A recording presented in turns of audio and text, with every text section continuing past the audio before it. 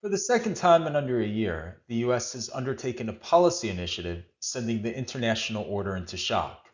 Regardless whether you think imposing tariffs or pressuring Denmark to sell Greenland have merit, they are certainly disruptive to the status quo. The question for US investors is whether any of this matters. If you own US assets, company fundamentals like sales growth and earnings, along with the health of our overall economy, are the key driver of returns.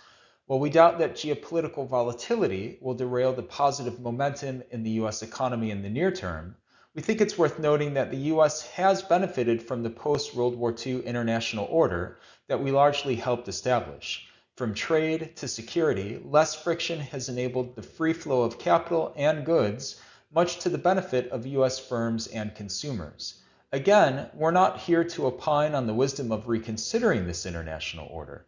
We just will note that moving away from it is unlikely to be costless. To start, the US is an open market system. Domestic and foreign investors are free to invest or divest capital out of the country. Per the latest data from the Federal Reserve, foreign investor ownership of US equities has grown over the last several decades to now 18%. And on the fixed income side, foreigners hold 40% of US treasuries.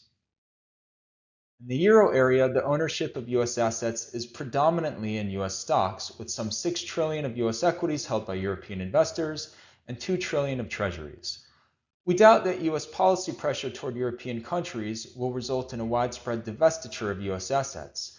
When it comes to growth companies in key industries like artificial intelligence, we are the biggest game in town, and in some cases, the only game. However, markets trade on the margin, meaning that the marginal seller or buyer of assets sets the price, at least in the short term. If US policy volatility translates into any foreign selling pressure, we could end up with market volatility, and that may be what we're seeing today with the S&P 500 down over 1% at the time of this recording, with long-term US Treasury yields up between 5 to 10 basis points. Indeed, one Danish pension with 25 billion in assets, admittedly not a material amount in the scheme of total market value, has made the decision to divest from US Treasuries as of this morning. Concerns over deficits, US foreign policy, and the Trump administration's pressure campaign against Federal Reserve Chairman Jay Powell have weighed on Treasury yields of late, with the 30-year note approaching the psychological key level of 5% and the 10-year trading again above 425. The correlation between higher Treasury yields and lower US stocks has broken down, but higher Treasury yields are not ideal for the US housing market and the cost of credit generally. To the extent markets have expressed any loss of confidence in US policy stability and the attraction of dollar-denominated assets, the key outlet and beneficiary has been gold. While we don't have a short-term trading view on the precious metal, so long as prices remain elevated, we do remain constructive on gold miner stocks, many of which do not reflect this new pricing paradigm or greater capital discipline. To be clear, we're still constructive on the outlook for well-managed US companies with structural growth opportunities. And for all we know, by the time we release this recording, perhaps the Greenland dispute will be resolved. That said, in a world marked by increasing policy friction, we expect foreign countries to focus more on incentivizing their local growth. Many foreign governments are likely considering the wisdom of relying on US consumption and security guarantees as key pillars to their economies.